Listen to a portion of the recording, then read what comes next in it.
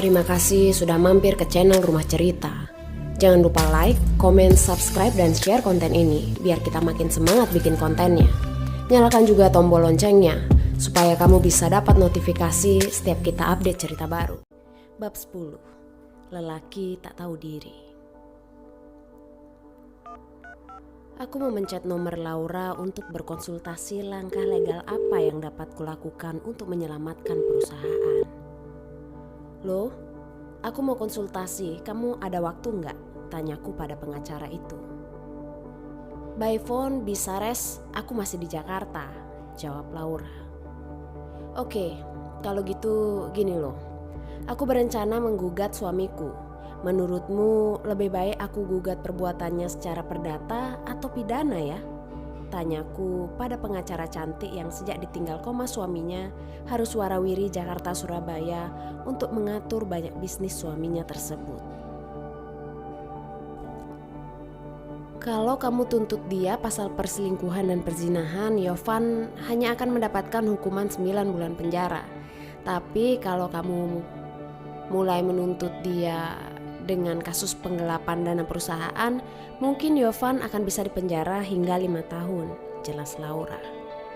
Jadi sebaiknya aku matangkan berkas kasus pidananya dulu ya, tanyaku lagi. Saranku kamu tuntut dia karena merugikan perusahaan aja. Untuk pasal perzinahan lebih baik kamu hukum dia dengan sanksi sosial, buat mereka viral hingga dihujat satu Indonesia. Itu akan lebih nempel daripada kamu tuntut lewat jalur hukum, tambah Laura. Aku mengangguk-anggukkan kepala mendengar penjelasannya.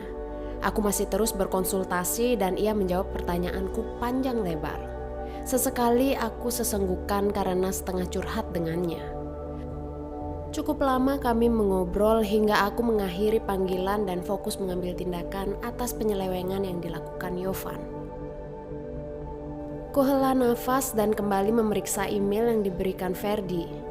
Kucoba merunut satu-satu bukti yang mungkin bisa memberatkan Yovan dan memuluskan langkahku untuk mengambil alih perusahaan. Aku sempat menghubungi pula Cik Meme untuk meminta jadwal berkunjung. Tak hanya Cik Meme, aku juga menghubungi beberapa klien premium yang dilaporkan Ferdi sudah tidak menggunakan jasa kantor desain interior milikku selama 1 tahun terakhir. Yovan, andai kamu enggak serakah dan gegabah, sebetulnya aku ingin memberi kejutan di hari ulang tahunmu 4 bulan lagi.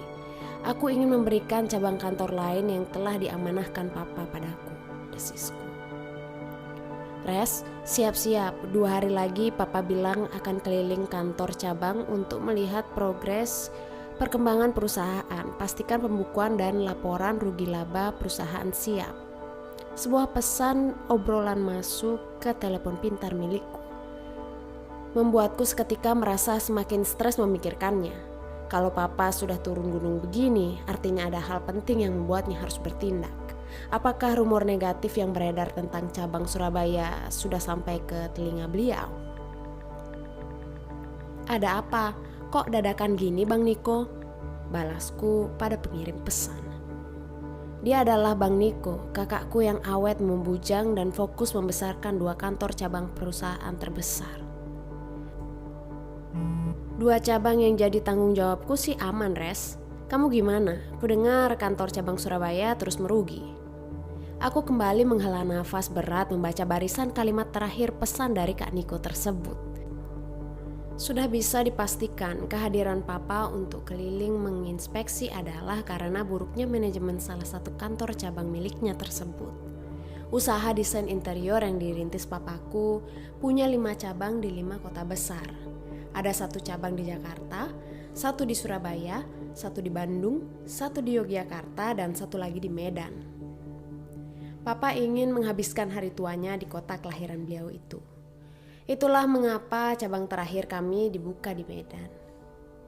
Abang pertamaku, Bang Niko, memegang 2 kantor cabang yaitu Jakarta dan Bandung. Sementara aku memegang cabang Yogyakarta dan Surabaya. Itulah mengapa kantor cabang Surabaya sengaja kupinta Yovan yang mengurusnya. Yovan tak tahu, papa mengamanahiku 2 kantor cabang. Yang ia tahu aku hanya mendapat jatah satu kantor cabang Surabaya untuk dikelola. Awalnya aku ingin papa mengakui kecakapan Yovan dalam mengatur usahanya. Aku ingin cabang Surabaya yang dipegang Yovan berhasil dan menjadi lebih besar. Sayang, rupanya suamiku itu tidak secakap perkiraanku dalam mengatur bisnis. Entahlah, aku mungkin memang telah dibutakan oleh cinta, sehingga membuat kantor cabang yang diamanahkan papa padaku menjadi hampir bangkrut. Meski aku adalah putri perempuan satu-satunya dan merupakan kesayangan papa, tetapi papa tidak main-main kalau urusan bisnis. Kalau terbukti aku melakukan kesalahan, papa tidak segan menghukum dan membuatku harus membayar konsekuensinya. Sudah bisa dibayangkan jika sampai keluarga besarku mendengar Yovan berulah, tamatlah riwayat kami. Aku bisa disindir habis-habisan karena salah memilih suami. Kuhela nafas beberapa kali untuk menenangkan diri. Di sela ketegangan yang kurasakan, aku sempat melihat Yovan tengah berbalas pesan dengan Claris. Sudah bangun dia rupanya. Bukan aku yang melakukannya sayang, itu semua Resti yang berbuat. Kamu jangan ngambek gitu dong. Kamu lemah mas, lemah di hadapan istri barbarmu itu. Ya, sabar dulu tapi kamunya. Aku harus baikin Resti dulu supaya hubungan kita tetap aman. Baikin apa kamunya yang memang doyan?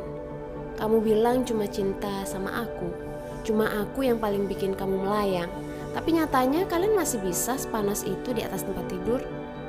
Aku tersenyum membaca pesan Claris yang syarat kecemburuan itu. Sakit kan digituin? Harusnya kamu mikir 2 kali sebelum terlibat sama suami orang. Tawaku mereka. Omonganmu emang gak bisa dipegang mas. Kamu bilang sudah gak bergairah lagi sama istrimu. Tapi apa? Semuanya sudah jelas di video call tadi. Claris terlihat sangat marah dan tidak terima. Aku tahu ini mungkin pukulan keras dan telak untuknya. Kalau menghadapiku di kampus dia bisa berpura-pura lugu, tidak kali ini. Baru sadarkah kamu kalau cuma dimodusin Yovan? Masih bau kencur aja sudah berani morotin suami orang. Sinisku sambil terus menyimak obrolan mereka. Resti masih istriku, Claris. Salahkah kalau aku memanjakannya? Ini juga demi keberlangsungan hubungan kita. Mana bisa aku biayai semua gaya hidupmu yang boros kalau Resti menendangku keluar dari kantor. Tapi nggak bersikap alay dan pamer kemesraan kalian kayak gitu juga. Kulihat dari obrolan mereka, Claris benar-benar cemburu. Ia mengirim banyak stiker dan emotikon kesal pada chat terakhirnya. Aku udah bilang, itu Resti yang berbuat. Berapa ratus kali harus aku jelasin semuanya sama kamu yang... Yovan membalas dengan kesal. Suamiku itu seperti sudah kehabisan kata untuk menjelaskan pada selingkuhannya itu. Lama kutunggu mereka tak saling berbalas pesan lagi. Aku curiga dan bangkit dari posisiku yang tengah duduk di lantai kamar kedua putriku. Ku coba mengendap-endap untuk melihat apa aktivitas Yovan di dalam kamar. Kamu kenapa sih? Kan cuma status WhatsApp dan Facebook. Nggak usah sewot sampai segitunya dong. Kamu juga biasanya alay kan posting kemesraan kita di akun sosial mediamu.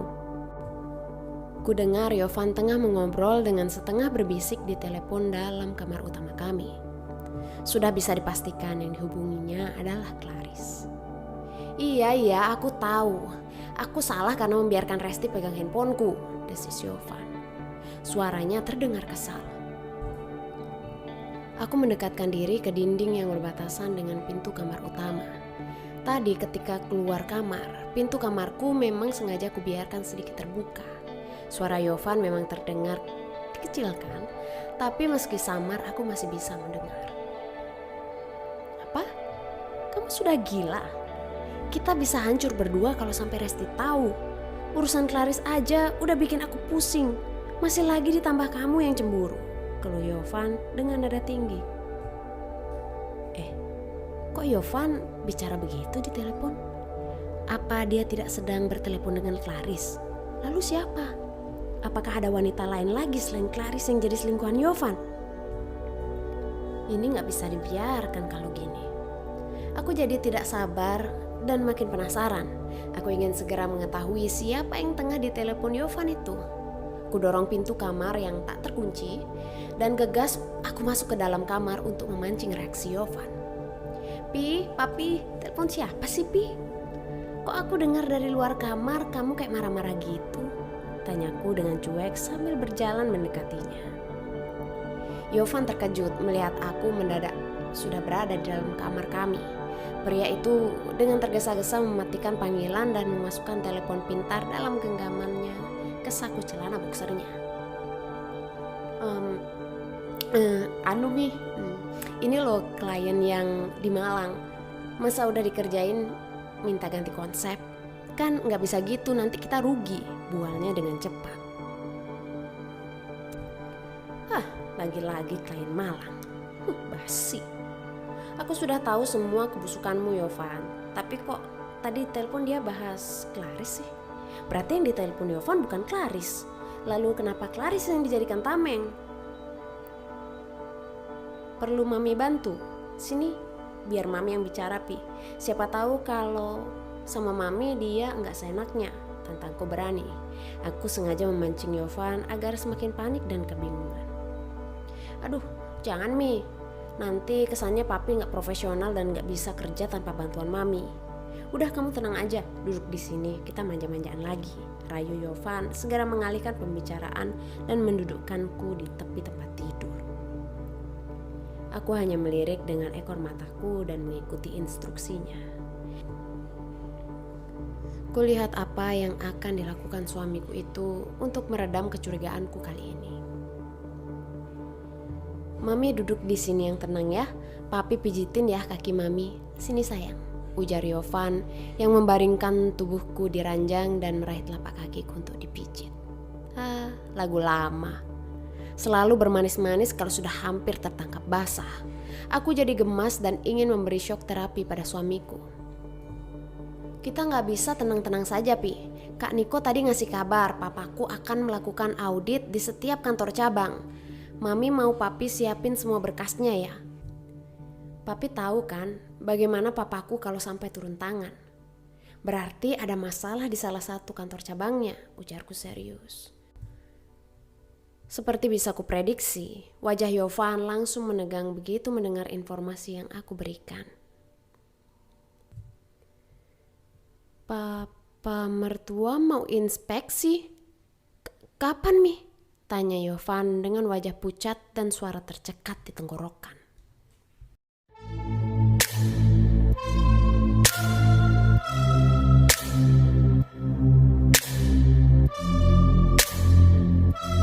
Terima kasih sudah mampir ke channel Rumah Cerita. Jangan lupa like, komen, subscribe, dan share konten ini biar kita makin semangat bikin kontennya. Nyalakan juga tombol loncengnya supaya kamu bisa dapat notifikasi setiap kita update cerita baru.